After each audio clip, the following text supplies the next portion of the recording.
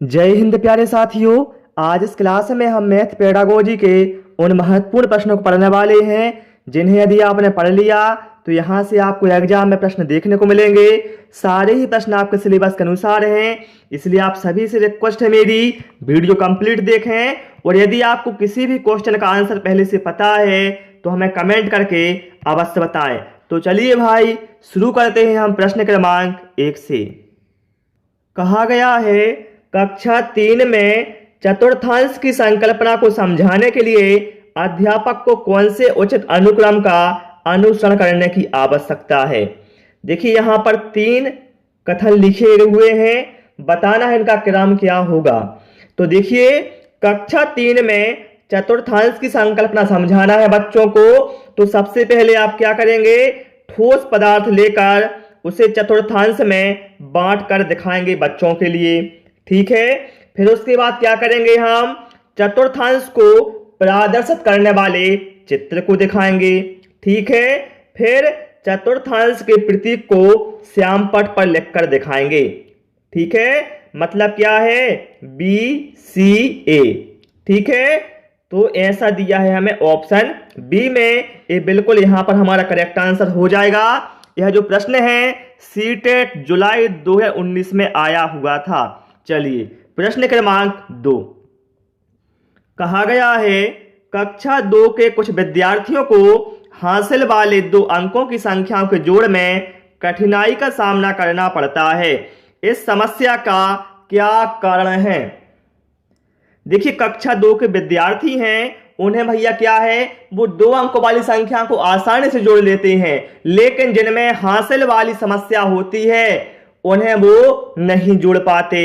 तो इसलिए में क्या हो सकता है, गणित में रुचि का अभाव नहीं, अंकित मान और स्थानीय मान में अंतर की समझ का अभाव है बच्चों को, बिल्कुल नहीं है, शून्य के महत्व की समझ का अभाव नहीं, बल्कि जो बच्चे हैं जिनको हासिल वाले सवालों को जोड़ने में समस्या हो रही है या कठिनाई हो रही है, उन बच्चों में पुनर्समूहीकरण की प्रक्रिया है, इसका अभाव है। ठीक है, तो यहां पर राइट आंसर हमारा ऑप्शन डी के साथ चला जाएगा। यदि आप वर्ग 3 का कंप्लीट वीडियो कोर्स लेना चाहते हैं तो आप परीक्षा ऐप से इस वीडियो कोर्स को ले सकते हैं, जो कि आपके सिलेबस के अनुसार तैयार किया गया है। यदि आप इसमें पारस 50 कूपन कोड यूज करेंगे तो आपको इसमें 50% का डिस्काउंट दिया जाएगा और आपको यह कोर्स मात्र 999 रुपये में दिया जाएगा। यदि आप केवल एक विषय का वीडियो कोर्स लेना चाहते हैं तो यह आपको 199 रुपये में दिया जाएगा। यदि आप इसे लेना चाहते हैं, डिस्क्रिप्शन में लिंक दिया गया है, वहां पर जाकर आप परीक्षा ऐप से इस कोर्स को खरीद सकते हैं। प्रश्न क्रमांक 3 पर आते हैं और आप सभी से रिक्वेस्ट है, यदि आपको हमारी क्लास पसंद आ रही है तो वीडियो को लाइक और शेयर अवश्य करें। चलिए, प्राथमिक स्तर पर शिक्षार्थियों के लिए व्यवहारिक उपकरणों का महत्व है, क्योंकि यह बहुत मदद करते हैं। किसमें करते हैं,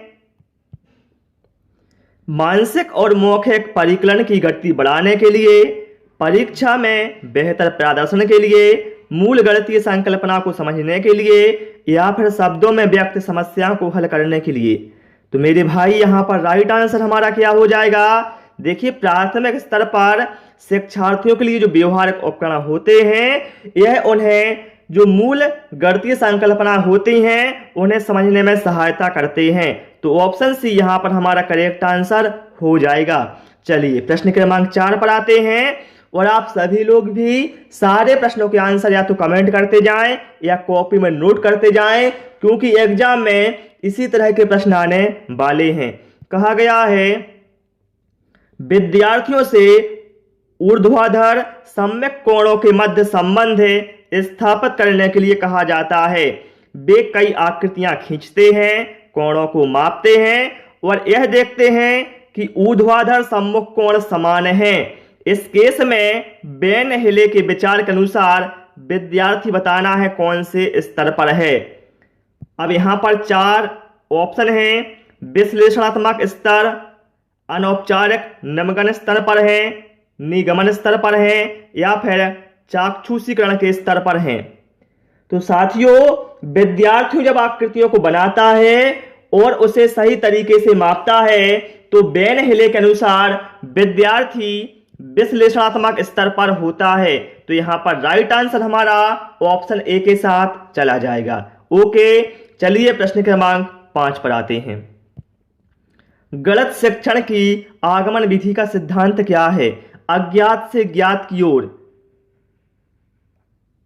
अज्ञात से ज्ञात की ओर, सॉरी ऑप्शन ए में था अज्ञात से अज्ञात की ओर, और ऑप्शन सी में सामान्य से विशिष्ट की ओर, या फिर विशिष्ट से सामान्य की ओर। ध्यान रखना साथियों, आगमन विधि में क्या होता है इसके लिए ट्रिक याद रखो। उस विज्ञा, क्या है? उस विज्ञा मतलब उदाहरण से नियम की ओर, ठीक है, फिर क्या है? स्थूल से सूक्ष्म की ओर, विशिष्ट से सामान्य की ओर, और ज्ञात से अज्ञात की ओर। तो यहां पर क्या है? विशिष्ट से सामान्य की ओर। एक इसमें होता है मेरे भाई, ये होता है हमारा आगमन विधि का सिद्धांत कहता है, ठीक है। तो यहां पर राइट आंसर हमारा ऑप्शन डी के साथ चला जाएगा, ठीक है। चलिए प्रश्न क्रमांक 6, कक्षा 2 में अबेकस का प्रयोग खालिस्तान में विद्यार्थियों की सहायता नहीं करता। ध्यान रखना, यहां सहायता नहीं करता ये बोला गया है। बिना किसी संख्याओं, बिना किसी त्रुटि के संख्याओं को पढ़ने में, भैया इससे तो सहायता मिलती है अबेकस से, बिल्कुल सही है। गणना में परिशुद्धता प्राप्त करने में, बिल्कुल सही है। स्थानीय मान की महत्ता समझने में, सही है। लेकिन ऑप्शन बी में क्या कहा गया था? शब्दों में दी गई संख्याओं के समान संख्यांक लिखने में। तो भैया इसमें अबेकस सहायता नहीं करता। ऑप्शन बी यहां पर हमारा करेक्ट आंसर हो जाएगा। चलिए प्रश्न क्रमांक 7 पर आते हैं। यह जो प्रश्न है सीटेट 2018 में आया हुआ है। आप देख सकते हैं सारे क्वेश्चन प्राइमरी लेवल के हैं जो विभिन्न प्रकार के टेट एग्जाम में पूछे गए हैं। चलिए कहा गया है, पाइथागोरस प्रमेय को सिखाने के लिए एक शिक्षक ने एक शीट वितरित की जिस पर समकोण वाले 4 त्रिभुजों को खींचा गया था और बच्चे को त्रिभुज की भुजाओं के बीच संबंध खोजने के लिए कहा जाता है। उपर्युक्त परिस्थिति में शिक्षक ने किस विधि का प्रयोग किया है? आगमन विधि, निगमन विधि, व्याख्या विधि, या फिर प्रयोगशाला विधि। देखिए साथियों यहां पर क्या है, शिक्षक ने सबसे पहले क्या है, समकोण वाले त्रिभुजों को खींचा है। मतलब उसने पहले क्या है, उदाहरण प्रस्तुत किए हैं और बाद में क्या है, नियम बताएगा त्रिभुजों के, समकोण त्रिभुज के। तो हम ये कह सकते हैं उदाहरण से नियम की ओर जा रहा है वो शिक्षक।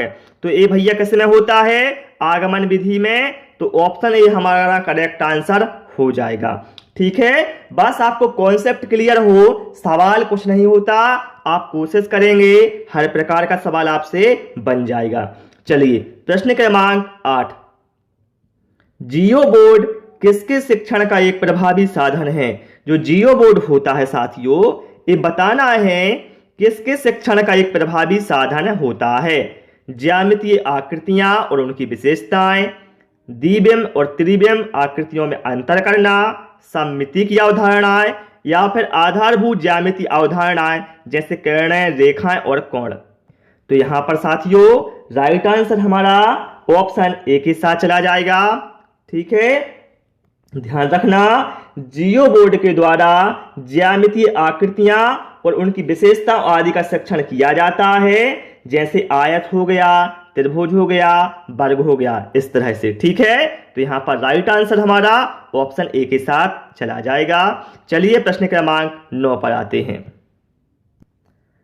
यदि एक शिक्षार्थी को संख्याओं और परिकलन में समस्या हो रही है तो असमर्थता हो सकती है, जिसका नाम क्या है?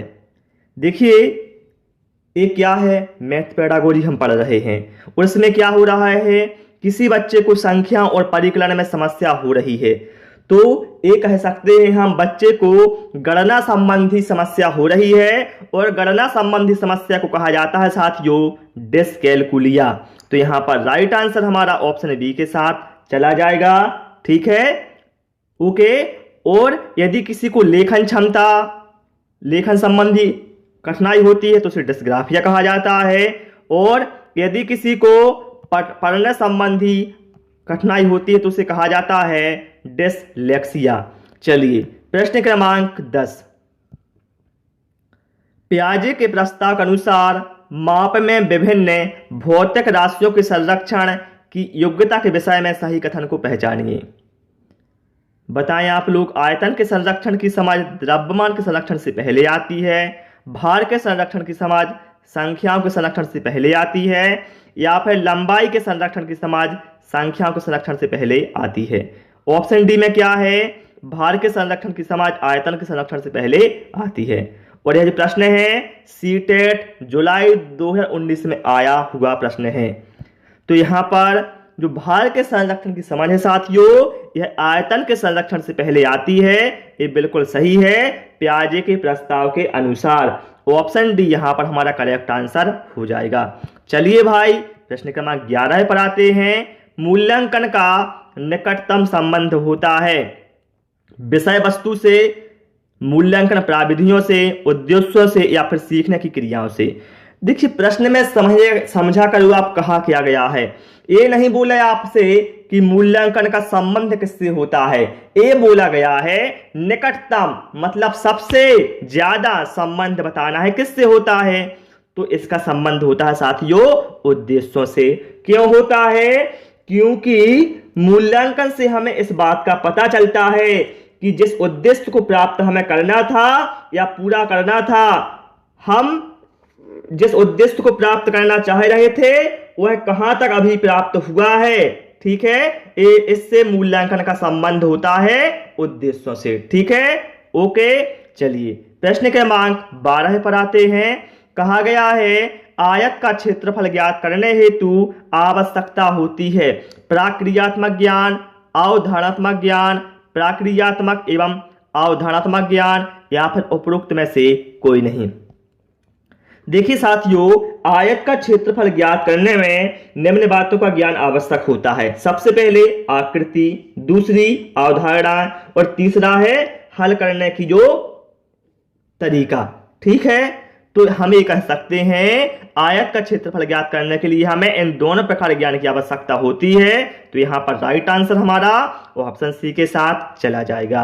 प्रश्न क्रमांक 13 पर आते हैं। कहा गया है गणित के अधिगम के प्रति शिक्षार्थी की संवेदनशीलता जागृत करने के लिए प्रभावी उपाय है। देखिए उत्तराखंड 2016 में आया हुआ है। ठीक, तो विषम सामग्री को शिक्षार्थी के अनुभव के क्षेत्र में संबंधित करना, ये तो भैया सही है।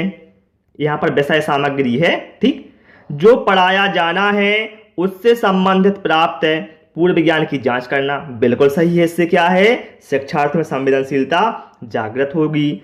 शिक्षार्थियों को अवधारणाओं के अनुप्रयोगों से अवगत कराना, जिनमें दैनिक जीवन की स्थितियों से संबंधित अनुप्रयोगों को अधिक प्राथमिकता दी जाए, बिल्कुल सही है। तो यहां पर राइट आंसर हमारा ए बी सी सही है। तो ऑप्शन डी हो जाएगा उपरोक्त सभी। चलिए प्रश्न क्रमांक 14 है। कहा गया है कक्षा 4 के विद्यार्थियों को यह समझाने के लिए कि शेष हमेशा विभाजक से कम होता है, इसके लिए उचित उपागम क्या है। भैया आपको अपने विद्यार्थियों को समझाना है कि जो शेष है, मतलब जो शेष फल है वह विभाजक से कम होता है। इसके लिए सबसे अच्छा तरीका क्या होगा, तो सबसे अच्छा तरीका ये होगा मेरे भाई कि वस्तुओं को विभाजक के गुणों में हम समूहीकृत करेंगे और उन्हें प्रदर्शित करके दिखाएंगे कि जो वस्तुओं की संख्या है जो समूह में नहीं है वह विभाजक से कम है। ठीक है, ये बिल्कुल सही आसान तरीका होगा समझाने का।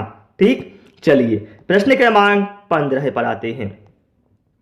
कहा गया है राशिद कक्षा 5 में पढ़ता है, वह विभिन्न प्रकार के त्रिभुजों को भिन्न श्रेणियों में वर्गीकृत कर सकता है, लेकिन त्रिभुज में 3 कोणों का योग 180 होता है। इसके अमूर्त प्रमाण को समझने में उसे कठिनाई होती है। पियाजे के संज्ञानात्मक सिद्धांत के अनुसार राशिद खालिस्तान चरण पर है।